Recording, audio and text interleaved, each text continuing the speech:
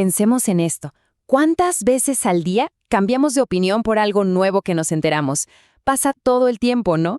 Bueno, resulta que hay una manera, una fórmula matemática para medir exactamente cómo pasa eso. Y es una de las ideas más potentes que existen en el mundo de la estadística. Para meternos de lleno en esta idea, vamos a usar esta pregunta como nuestro norte. A primera vista parece simple, ¿verdad? Pero la respuesta esconde una lógica increíble sobre cómo procesamos la información y entendemos el mundo. Y justo aquí está el meollo del asunto. La respuesta no es una sola, no es un número fijo, no. Cambia totalmente dependiendo de qué más sepamos. De eso se trata todo esto, de cómo un pedacito de información nueva puede darle la vuelta por completo a las probabilidades. Ok, entonces, para poder resolver el misterio del estudiante y su examen, primero tenemos que entender bien la herramienta clave que vamos a usar. Vamos a sumergirnos de cabeza en qué es exactamente la probabilidad condicional. A ver, la definición formal con todas esas letras puede parecer un poco intimidante, ¿no? Pero tranquilos, la idea de fondo es súper sencilla y la vamos a entender perfecto con un ejemplo de la vida real. Imagínense esto. Estamos en una empresa. Hay 100 empleados en total. Y tenemos esta tabla que nos dice cuántos son hombres, cuántas son mujeres y quiénes fuman y quiénes no. Todo lo que necesitamos para empezar a jugar con los números está justo aquí. Vamos a empezar con algo fácil. De todo este grupo, ¿cuál es la probabilidad de que, si elegimos a alguien al azar, esa persona sea mujer y fumadora? Estamos buscando que pasen dos cosas a la vez. En estadística, a eso le llamamos probabilidad conjunta. Si le echamos un ojo a la tabla, la respuesta salta a la vista. Vemos que hay 25 mujeres que fuman y el total de empleados es 100. Así que 25 de 100, ¡pum! Un 25%. Sencillo, ¿no?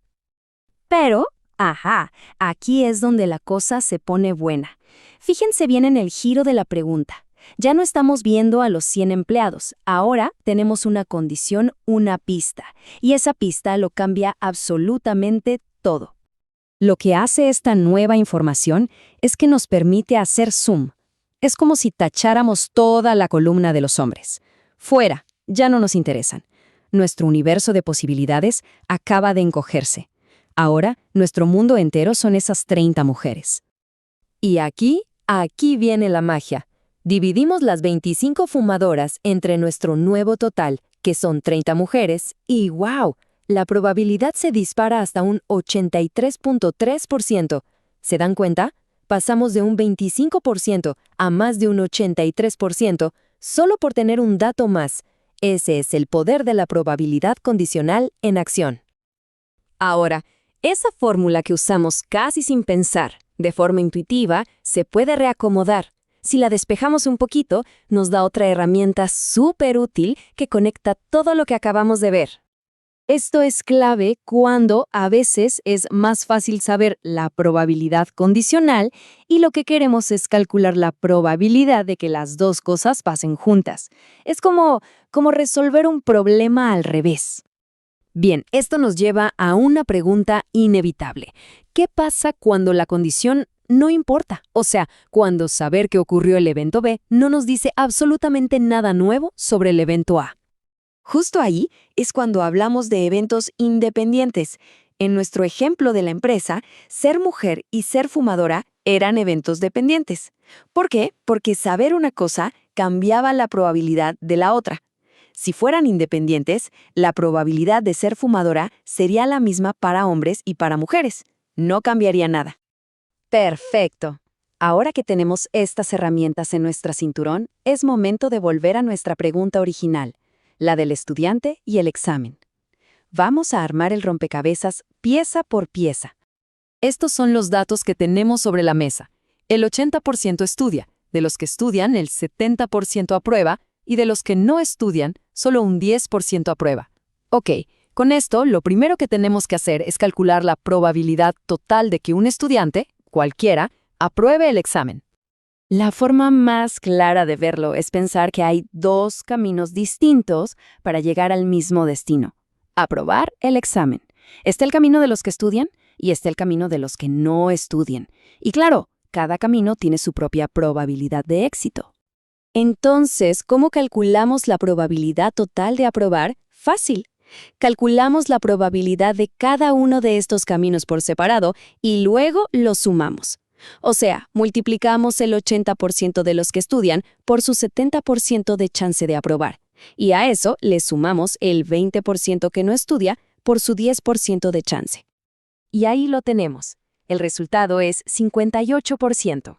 Esto significa que, en general, la probabilidad de que un estudiante cualquiera de este grupo apruebe es del 58%.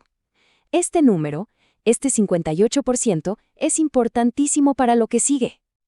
Listo, ahora sí tenemos todo lo que necesitamos. Ya sabemos la probabilidad de que alguien que estudia apruebe, y también sabemos la probabilidad total de aprobar.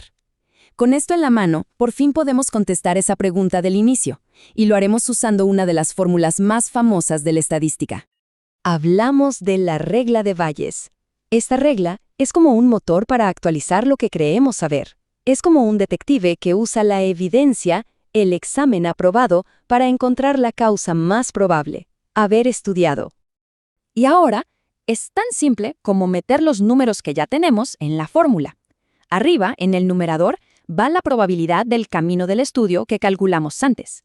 Y abajo, en el denominador, va ese 58%, que es la probabilidad total de aprobar. Y el resultado es 96.55%. Ahí está nuestra respuesta. Esto es tremendo. Si sabemos que un estudiante aprobó, la probabilidad de que esa persona haya estudiado es altísima, más del 96%. Dense cuenta de cómo una sola pieza de información, saber que aprobó, cambió radicalmente nuestra percepción inicial. Y esto es el corazón de toda la idea. La probabilidad no es algo estático, no es un número tallado en piedra. No, es una medida dinámica de nuestro conocimiento que podemos y debemos actualizar a medida que aprendemos más. Esto nos deja con una última idea para reflexionar. ¿Cuántas de las certezas que tenemos en la vida no son en realidad probabilidades muy altas que están esperando a ser actualizadas por la siguiente pieza de información que recibamos?